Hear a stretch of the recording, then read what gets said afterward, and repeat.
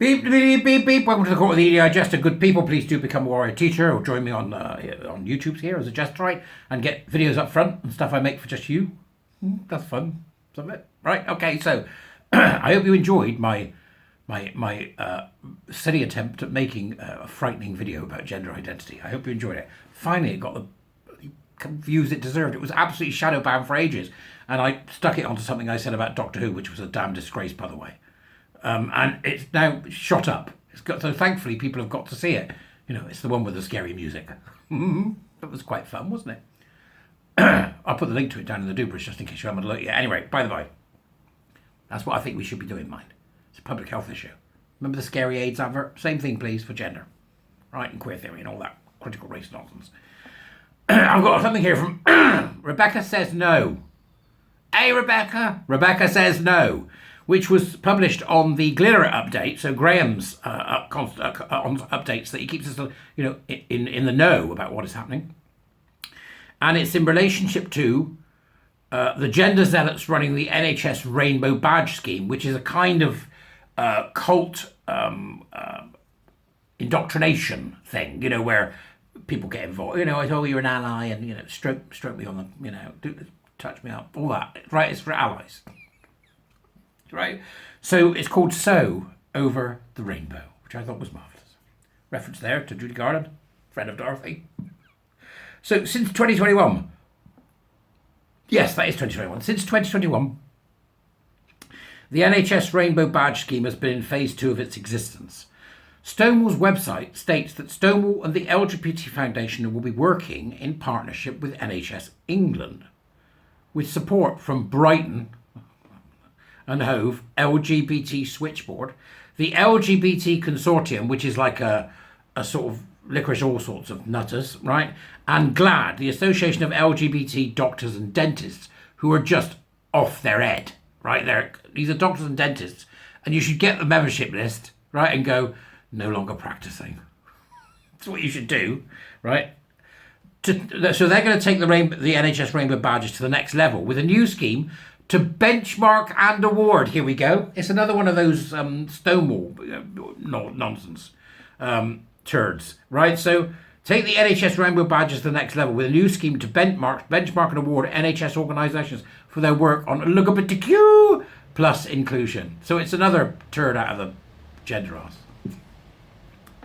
The public was not consulted on this and is unlikely to be aware of what power these controversial organisations have been given over the nationally funded health service. It's then got a picture of rainbow badges. It's really strange as well. You have to see, look at the picture, right? Because it's really strange, right? So if I zoom into the picture, which I can do, right?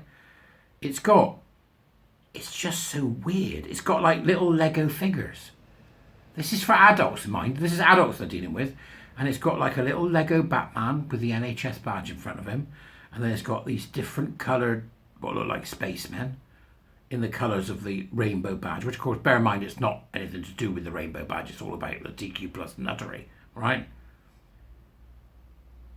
It's so weird, but go and have a look, right? It's totally infantilising everybody. That's because it's all about toxic parent, isn't it?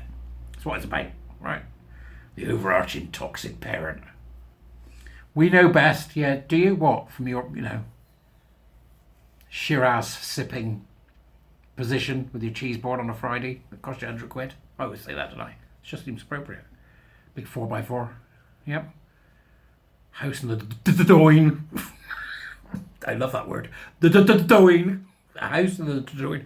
However, phase 2 of the scheme was received received the enthusiastic endorsement of one Dr. Michael Brady. You don't need to look at that. Who appears to be a gender activist at the heart of NHS England and is the National Advisor for LGBT Health. So, it's another partner. And this NHS Rainbow Badge thing's been really, really successful. Why? Is it because people are too afraid to say, you're a nutter and you need to go away? That's what it is, right? So, this is all about kindness and you will be an ally, won't you? Because obviously you don't want to not be an ally, do you?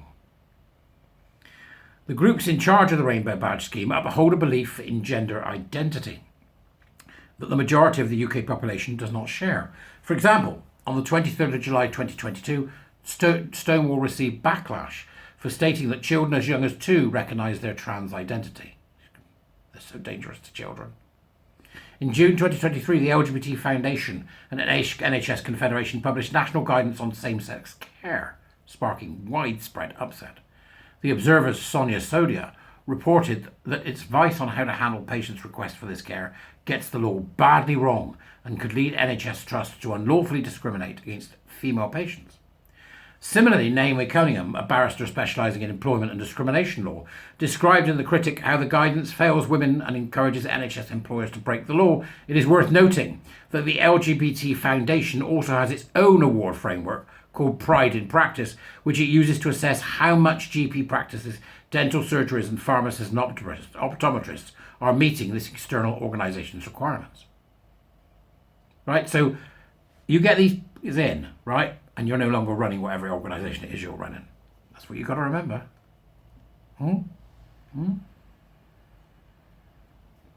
Pride in Practice.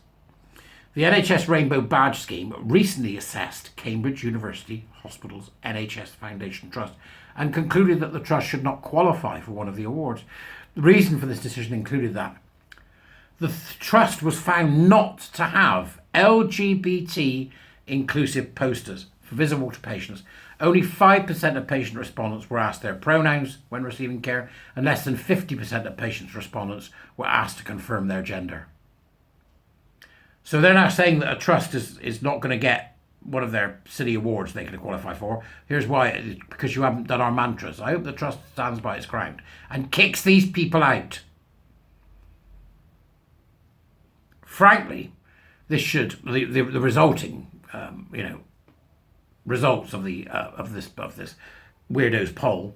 Frankly, this should give some reassurance to residents of Cambridge that their hospitals are focusing on medical care rather than this performative content, as described by one respondent to the Cambridge University Hospital's staff survey.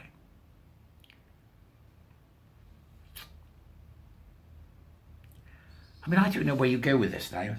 Right, so Rebecca says no to taking the time to... I'm not going to say it anymore. Go read it, right? It's Rebecca's very good piece by Rebecca there. Go and have a read. Right, I think it's very simple to be. This is very simple, right? Okay. No public sector organisation should be taking part in award schemes of any kind. And that needs to be written into law. That's it. Right, you get all these external companies can go. They do nothing. They add nothing.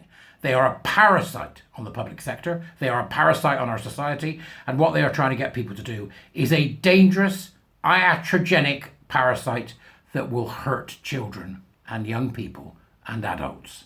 There is not one single positive element about any of it. And I think that they need to, either through policy or procedure, say that with immediate effect, all public sector bodies will cease engagement with external bodies, and that will put an end to it. Is it that simple, or am I being a really dumb person? Because it seems that simple to me now, right? Okay, here's the edict, here's the policy, here's the law, whatever it may be, under no circumstances, and that all DI roles must go. Other places are doing it abroad. Did it in Idaho, didn't they? They're famous for potatoes. Idaho gives trans rights activists a mashing. Go on, go read Rebecca's article. It's really good. Why can't we do that? Why can't we pass that? Somebody tell me the Dubris. Join, become a Jesterite. I'll see you later.